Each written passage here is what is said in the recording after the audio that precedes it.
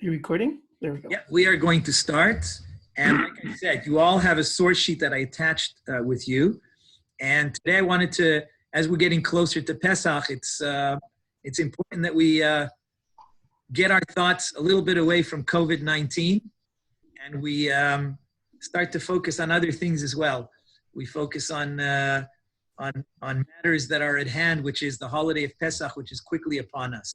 And I wanted to explore two questions today, two burning questions, in my opinion, regarding the exodus of the Jewish people from Egypt. So if you do have a source sheet, you can follow me on the first source. If you don't and you have a Chumash, we're in Shemot Perek Yud Bet. That's going to be the chapter that we're going to try to really understand today. That chapter tells us not only about the Exodus, but it tells us what the first Pesach and what the Exodus in Egypt was like. And of course, we know that one of the most important things that the Jewish people commanded was the Korban Pesach, the Passover sacrifice. So what does the Torah say? The Torah says the following. The Torah says, Set tamim zachar ben shana yelachem. You shall have a lamb, a sheep, without a blemish, a male one, right? I can see. We good? Mina kvasim umina izim, and it will be from your sheep, right, or from your goats. And then it goes on in verse number 6, and it says, "V'haya lachem lemishmeret," and it will be, you will watch over it, ad yom lachodesh, until the 14th day of the month, hazeh, which is the month of Nisan, v'shachatu oto kol ke'aladat Yisrael ben arbaim. And all of the Jewish people will slaughter that sheep. In other words, every family will slaughter their sheep, ben ha'arbaim, which is in the afternoon, after chatzot hayom, after midday. This is the eve of the 14th. Then, v'lakchu min adam, and then you shall take from the blood, v'natnu al shtei amzuzot, and you shall put the blood on the doorposts, ve'al hamashkof, and on the upper part, the lintel of the door, ala batim, on your houses, asher yochlu oto bahem, that you will eat your sacrifice in. Then in the evening, at that night, you will eat the meat from the Passover sacrifice. It will be roasted, umatzot, with matzah, and you will also eat it with maror, with the bitter herbs. And later on in verse number 12, right, it says the following. So that's the first part of the section. In other words, the slaughter of the Passover sacrifice, taking the blood and putting it on your doorposts, and then eating the Passover sacrifice at night. That's the way they celebrated the very first Pesach ever. Then it goes on in verse number 12 and 13 and says, now on this Pesach, there was going to be something else. And that was that God was going to now strike the Egyptian firstborn. So therefore it says, Ve'avarti beretz Mitzrayim balayla hazeh, and I will pass over Egypt in this night. V'keti kol bechor beretz Mitzrayim, and I will smite every firstborn in the land of Egypt, me'adam ve'ad behema, from human to animal, uvechol Elohei Mitzrayim eseh shvatim ani Hashem, and in all the gods of the Egyptians, I will do wonders. I will punish. I am God. And now it goes on and says the following, and this is very problematic, this next section. Hayahadam lachem leot. That will be a sign for you. Al habatim, on your houses, asher atem sham, that you are living in. Veraiti et hadam, and I will see the blood that's on your doorposts. Ufasachti alechem, and then I will pass over your house. And then the plague will not destroy you. In other words, the plague will not destroy you, or the one who is carrying out the plague will not destroy you when I strike the Egyptians. So that's what the Torah says. And of course, the big question, and this is question number 1, that we have to ask over here is, this is very odd. In other words, does God really need the blood on the doorposts in order to know which house is a Jewish house and which house is an Egyptian house? What does the text say? The blood on your door. And then when I see the blood on your door, I will pass over your house. I'll know that's a Jewish house. And therefore, I'll pass over that house and I'll go to another house that doesn't have blood on the door, and that's an Egyptian house, right? So this is very, very strange because obviously God knows everything. God doesn't need to have a sign which house is Jewish and which house is Egyptian. God knows. And so what's the meaning of this command that the blood has to be placed in the first Pesach in Egypt? Okay, that's my first question. And we'll get to it in a second. The second question is, we know that Passover, Pesach, has two defining features. Two commandments, there are many commandments, but are two that really define the holiday. The first one is that you cannot have chametz, no chametz. Second one is to eat matzah, right? These two things are the defining features of Pesach. If you would be walking in the street and you would see a person eating matzah, that would tell you two things. You would be 99% sure that they're probably Jewish, okay? And the second thing you would probably be sure of is that it's got to be Pesach. Because trust me, very few people eat matzah when it's not Pesach. Okay? And so these are really the two defining features of the holiday. This is said to us in the Torah itself. And the Torah discusses the holiday of Pesach in the continuation of the same chapter, chapter 12 in Shmot. If we just, at verse number 20, right? Actually, verse 19, 20, what does it say? 7 days, se'or lo yimatzeh bevatechem. You shall not have leaven in your house. Kikol ochel machmetzet, because anyone who eats chametz on Pesach, v'nichreta hanefesh ha'i miadat Yisrael, that soul will be excommunicated from the Jewish people. And then it goes on and it says, Kol machmetzet lo tochelu. Do not eat chametz, bechol moshvotechem tochlu matzot. Wherever you live, you shall eat matzah. That verse basically defines for us the two features of Pesach. No chametz, and we have to eat matzah. So, of course, why do we eat matzah on Pesach? So why do we eat matzah on Pesach? There's many explanations, but let's have a look and see what the Torah itself tells us why we eat matzah on Pesach. Truly. So the Torah says like this. In continuation, I'm just going to Sí, claro que lo están teniendo ahora. Rabbi, Lo I think you crees. can mute everyone. yeah, I'm going to try to mute everyone. How do I do that? If you hover over the screen and there's a little menu beside the mute icon, I think you have the power to mute everyone I'm just except gonna- you. Yeah, I think that's good. Okay, I think we've gotten everybody muted. Okay, so what I said was that, I'm sorry, I'm having some technical problems here. Here we go. Okay, so what I said is that we have a mitzvah to eat matzah, and the question is, why do we eat matzah? So the Torah tells us. The Torah tells us in black and white. Here's what the Torah says. In the same chapter, chapter 12, in the continuation in verse number 39, it says like this, Vayofu et habatzek, and when they were about to leave Egypt, they baked the dough. In other words, they baked it into some kind of bread. Asher hotziu mimitzrayim, and this is the bread they took out of Egypt. Ugot matzot ki lo chametz, and they were cakes of matzah, and they were not leavened.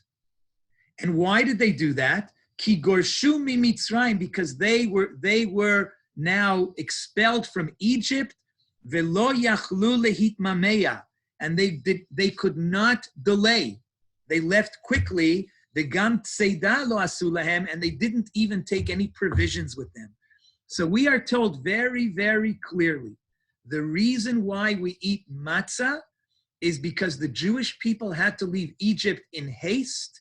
They had to leave quickly. They didn't have time for their bread to rise. And therefore, because they could not delay and they had to go out in haste, therefore we eat these matzahs that are baked very, very quickly.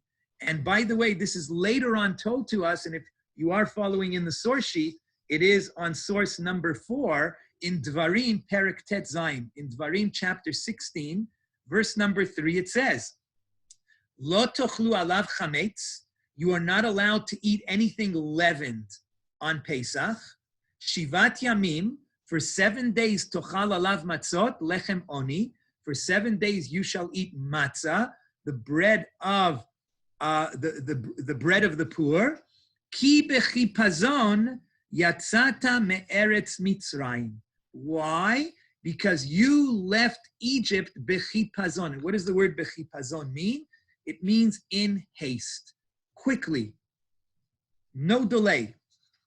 And this, by the way, also is what we say in the Haggadah. What do we say in the Haggadah? In the Haggadah, we have in the Haggadah we say 3 things. You have to say 3 things. Mishelo amar shlosha dvarim elu: Pesach, matzah, umaror.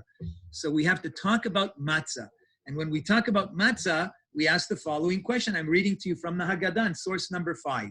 Matzah zo she'anu ochlim. This matzah that we eat, al shuma. Why are we eating it? Why were we commanded to eat matzah? So that we go on in the Haggadah, al shum shelo hispik betzeitam shel avotenu lehachmitz, because when the Jewish people were leaving Egypt, their bread could not become leavened because it was baked quickly. Until the Holy One, blessed be He, was revealed to them, Hakadosh Baruch Hu, ugealam, and redeemed them. Shenemar, as it says, and then it quotes the verse that I just mentioned, Vayofu et habatzek, and they bake the cakes, Asher hutziu mitzrayim, that they took out of Egypt, ugot matzot, cakes of matzah, ki lo chametz, and it was not chametz, ki gorshu mitzrayim, because they were expelled from Egypt, velo yachlu lehitmameya, and they could not delay, they had to leave quickly. V'gam tzeidah lo asu lahem, and they also did not take with them any provisions. So here too, I would like to ask a question and try to answer it. And that is, why is it that the premise that the Jewish people had to leave Egypt in haste, that whole premise is problematic. In other words, why is it that the Jewish people had to leave Egypt bechipazon? Why did they have to leave quickly? Why couldn't they take their time to leave Egypt? So one of the answers, and presumably the reason for this, is because it was in order to trick the Egyptians.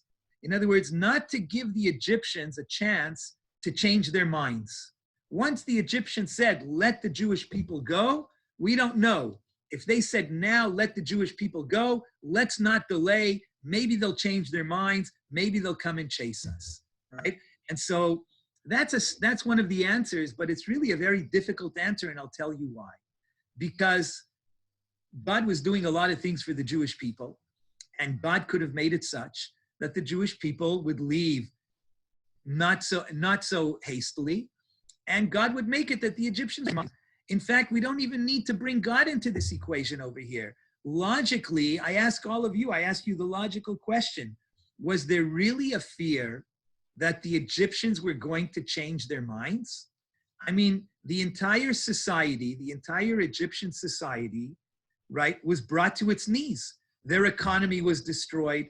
There were so many dead amongst the Egyptians, including their firstborns. They had just received so many plagues. So if anything, the Egyptians are only too happy to let the Jewish people go out. They're only too happy to say, we don't want you anymore, get out of here. So in essence, my question is, why is it that HaKadosh Baruch Hu had to make the Jewish people leave Egypt with so much haste? Okay, so I've asked 2 questions. I'm just going to summarize them for everyone. Question number 1 is, when it comes to the first Pesach, that the Jews had to slaughter the sheep and they had to put the blood on the doorpost.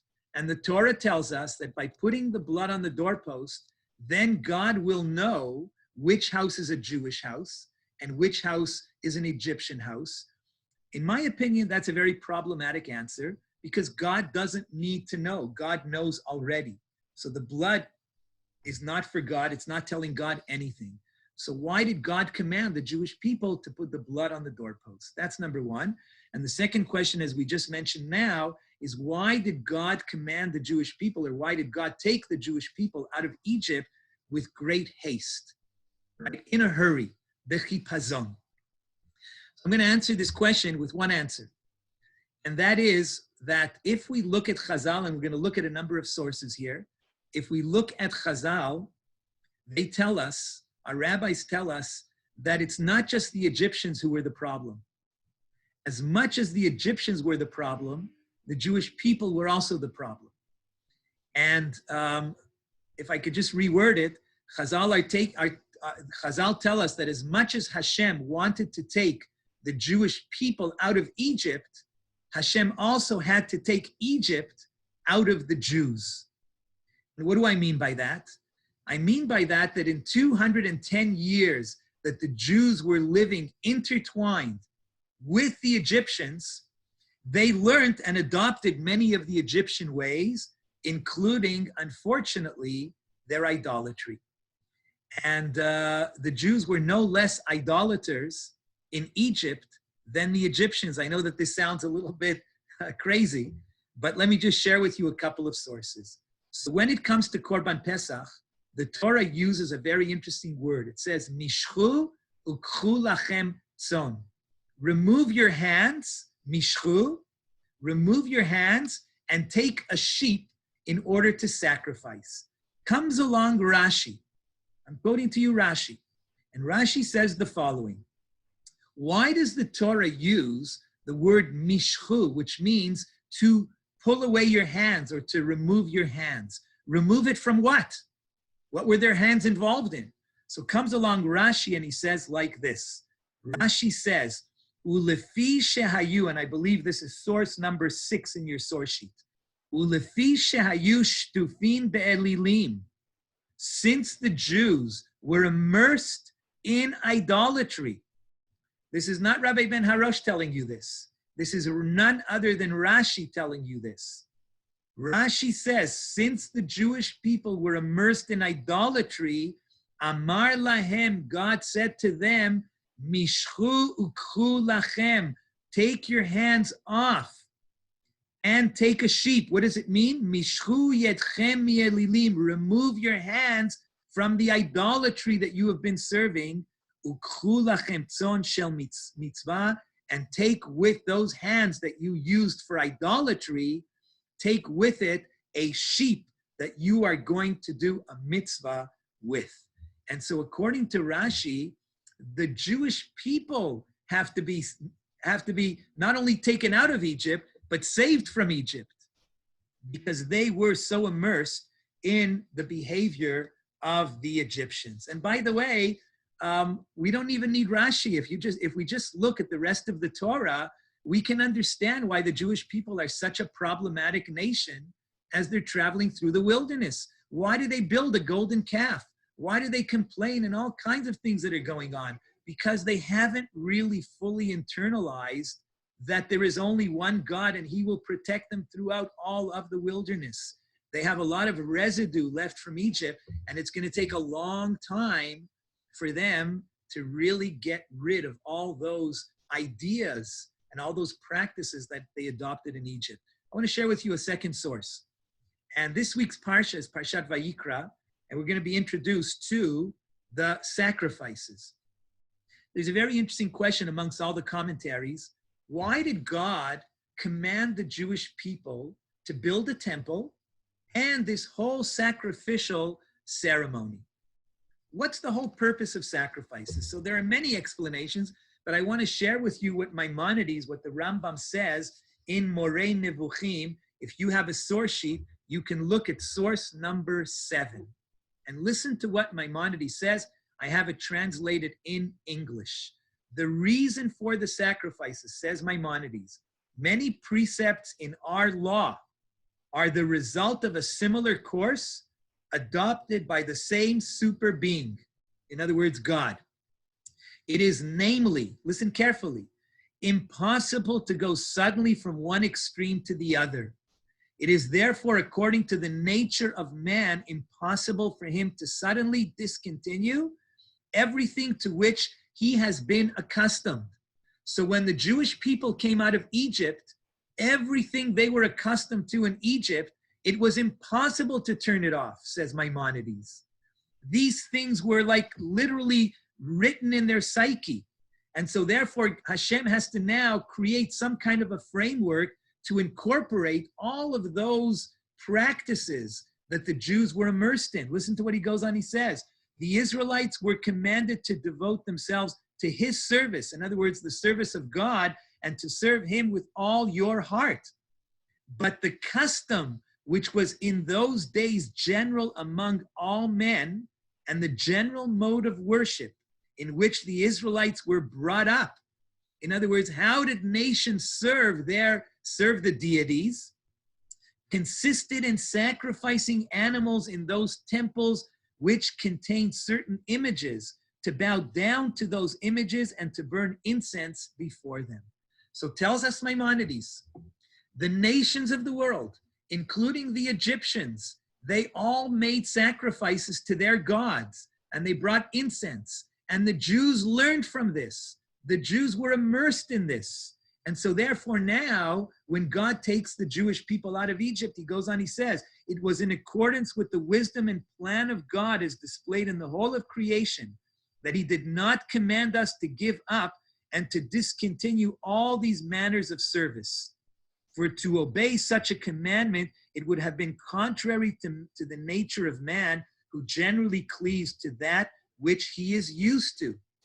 In other words, God knew that the Jewish people would not abandon sacrifices and all of these things. So therefore, Hashem had to command it even when they left Egypt. For this reason, God allowed these kinds of service to continue. He transferred to his service that which had formerly served as worship of created beings and of the things imaginary and unreal, and commanded us to serve him in the same manner, to build unto him a temple. So I want you all to hear this very carefully. Maimonides says that sacrifices was part of idolatry. And God knew that the Jewish people, that's what they did in Egypt. And God knew that when the Jewish people come out of Egypt, if he told them to stop bringing sacrifices, they would not listen, because people cannot go against the nature that they've been doing for such a long time. So what did God do? God said, you know what? Continue to do sacrifices, but do it in the way that I tell you, and do it for me. And so this way you've transferred it from idolatry to serving one God. Okay? And so here's another source. Here's Maimonides telling us very, very clearly what was going on with the Jewish people in Egypt. Okay? And so that is the great challenge. The great challenge is not just to take the Jewish people out of Egypt. The great challenge is to take the Jewish people out of Egypt, and hopefully make them leave the idolatry behind. That's what God wanted. And the entire journey of the Jewish people in the desert would be a classroom by which they could now hopefully learn how to do that. And on the way, there will be lots of ups and downs, as we know from the continuation of the story. Listen to what it says in your next source number 8, in Shmot Rabbah.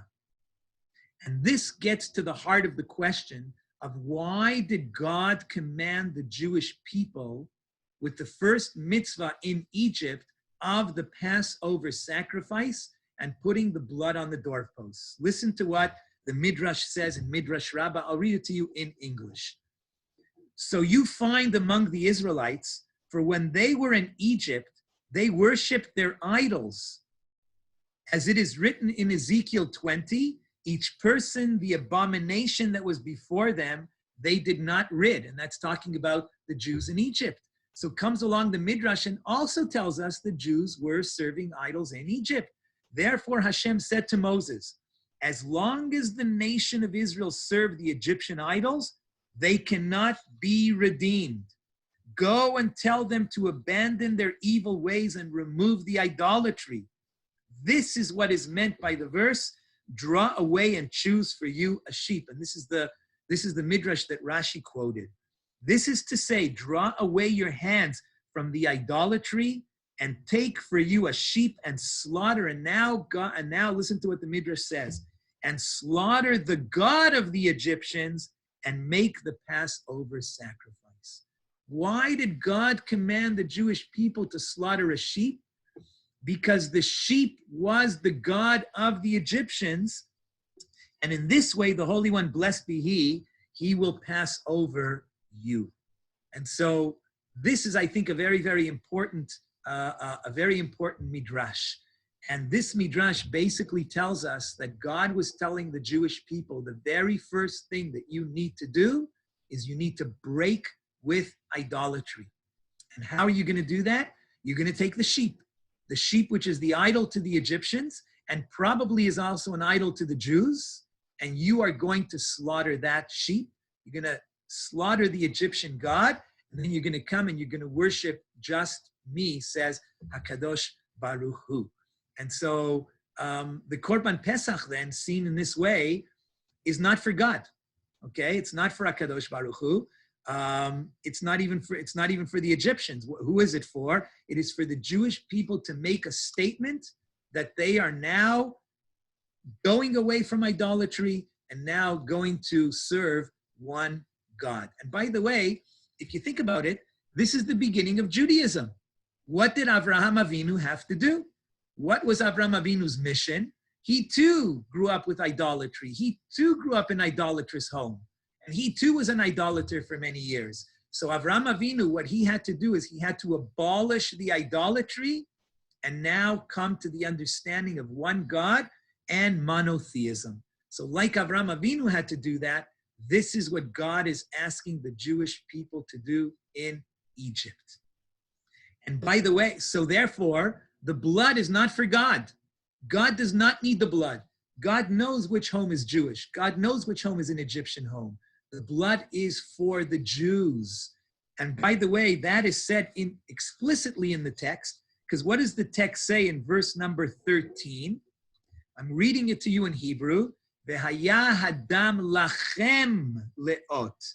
And the blood will be for you as a sign. Who is the lachem? To you, the Jewish people, it will be a sign. And so therefore, it's very clear that that's the reason why God commands the placing of the blood on the doorpost. If you do that, then you are showing that you're ready to break with the Egyptians. By the way, there's another source of Mechilta, and the Mechilta, Rabbi Yishmael, asks this question. Listen to what it says, and it's number 9. It says like this: and they shall place it on the 2 side posts and on the lintel, on the inside. You say on the inside, but perhaps on the outside. It is therefore written, and I will see the blood which is seen by me and not by others. These are the words of Rabbi Shimon. In other words, Rabbi Shimon, I guess he would not agree with what I'm saying today, but he says the blood was placed on the outside of the doorpost, and it was placed so God could see it. And then we're back to the question. But listen to what the second opinion in the Mechilta says. Rabbi Natan says, listen to what Rabbi Natan says. It was placed on the inside of the door. You say on the inside, but perhaps on the outside. It is therefore written, and the blood will be for you a sign, for you and not for others. And so very clearly, according to Rabbi Natan, the blood was a sign for the Jews. And I want to share with you a very beautiful Hasidic explanation of the Netivot Shalom. And the Netivot Shalom basically summarizes all of this. And listen to what he says. I'll read it to you in English. I have it in Hebrew and English. And the Netivot Shalom says like this. This is what is written. The blood will be a sign for you on your houses. And why does it say for you? Why is the sign for the Jewish people? Because in order to smite the firstborn, surely Hashem does not need a sign to know which house is a Jewish one and which is an Egyptian one. God doesn't need to know that. Just like Hashem didn't need a sign in any of the other plagues. In all the other plagues, God knew who the Jews were and who the Egyptians were. God didn't need to have blood on the doorpost. So clearly that can't be the reason for the blood. So explains the Netivot Shalom, rather, this was in order to choose the nation of Israel to be Hashem's nation. The people needed an internal sign so they would know and understand who is a Jew, one who is worthy to be counted as part of the nation, and also to know which home is a Jewish home whose children are worthy of being part of the chosen nation. Therefore, they had to place to declare who is worthy, who is a worthy Israelite family. And says the Netivot Shalom, every Jew that was willing to sacrifice the Egyptian god, to take the blood, to put it on the doorpost, was basically making a statement that I want to be part of the Jewish people. I want to be counted. I am no longer part of that Egyptian culture. And by the way, Chazal tell us that unfortunately only 20% of the Jewish people were willing to do that. V'chamushim alu b'nei Yisrael me'eretz Mitzrayim. Chazal tell us 80% of the Jewish people remained in Egypt. 80% of the Jewish people were not willing to get rid of the Egyptian gods, and they weren't willing to make that break. But there were 20% that were willing to do it. So I think this answers our first question of why the Jewish people were commanded to place the blood on the doorpost. It was kind of like an initiation rite where whoever did it was showing, I belong to Am Yisrael, and I belong to a people that believes in one God and is willing to get rid of the idols. This answer, by the way, I believe also answers our second question, which is why did the Jewish people have to leave bechipazon, in haste? And maybe here too, this was not necessary. Certainly the Egyptians were not going to change their minds, but maybe this was also a test by Hashem to the Jewish people. And Hashem was basically asking the people the following question: you can now go out. And he was asking the Jewish people, who's had enough? Who has had enough of the Egyptians? Who's ready to leave? Who wants something better? Who is ready to go to the promised land and to the promised destiny? And who's ready to go to Sinai, right? And basically, HaKadosh Baruch Hu was trying to say to the Jewish people, how impatient are you? I want to see how much do you want this new reality? How much are you willing to get out of Egypt, leave the idols behind? And how impatient are you in order to make this sign that you're ready to go and you want to be counted with the Jewish people? And so the person who said, I'm ready right now, and I can't wait even one more second, and take me out right now, HaKadosh Baruch Hu, I don't want to stay one more second in Egypt, those were the people who were ready for redemption, right? And they showed their excitement, and they showed the excitement of how much they wanted to enter into a new reality and get out of the reality of Egypt. So I think that it's the same answer that basically answers both of these questions. And now we can understand why God commanded the Jewish people to put the blood on the doorposts, why that was the first commandment in Egypt, and why we don't have to do it anymore.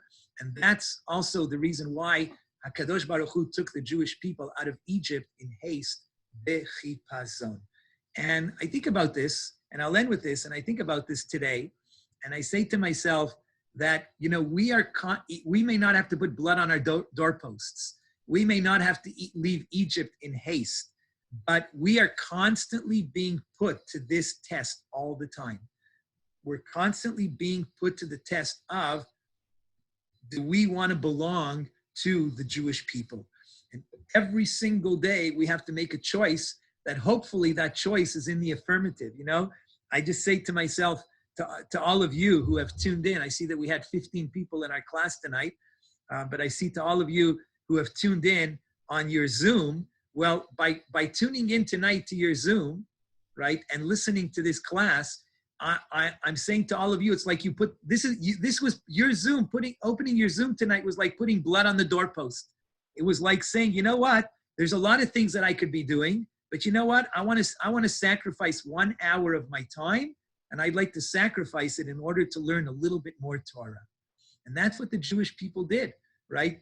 That was putting the blood on the doorpost. And we have these decisions every single day, many, many, many times during the day. Do we want to stand up and be counted with Am Yisrael? And that is a question that we have to all ask ourselves. And that's a question that we have to try to answer in the affirmative with the choices that we make every single day. So thank you, everybody, for listening. And I'm going to wish you all a very, very good evening. And also just a reminder that tomorrow morning, 7:15 is Shacharit. Tomorrow night, 6:35 is Mincha and Maariv, followed by Kabbalat Shabbat. And then Saturday night at 8:45 on Saturday night, everybody join us. We're going to do a beautiful Havdalah. Last week, we had 40 people that joined us for Havdalah last week. And hopefully this week, we're going to have even